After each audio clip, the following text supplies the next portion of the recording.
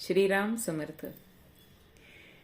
एक शाळेमधले शिक्षक होते आणि एकदा ते महाराजांकडे आले आणि महाराजांना म्हणाले की महाराज, मी नामस्मरणाला बसलो की माझं डोकं खूप दुखायला लागतं.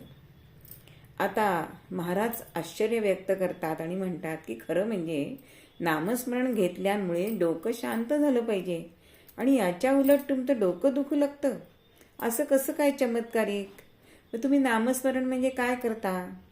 त्यावर ते गृहस्थ म्हणाले की मी पद्मासन घालतो, मान पाठ अगदी ताठ ठेवतो, माझी दृष्टी नासागरी करतो आणि मग नाम घेण्याचा प्रयत्न करतो. त्यावर श्री म्हणाले की तुम्ही आपणहून नाम घेता का कोणी तुम्हाला नाम दिलेलं आहे? त्यावर ते शिक्षक म्हणतात, हो, ज्यांनी मी नामाची दीक्षा घेतलेली आहे.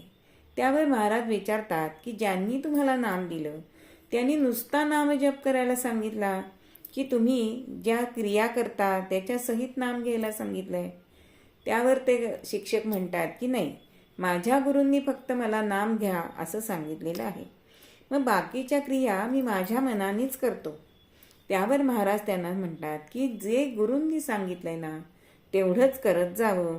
आपल्या बुद्धीने जे करता ते बंद करा, म्हणजे तुमची डोकेदुखी थांबेल. अहो, याचा अर्थ काय की गुरूंनी जे सांगितलंय तेवढंच आपल्या हिताचं असतं, नाही तर दुष्परिणाम होण्याचा संभव असतो.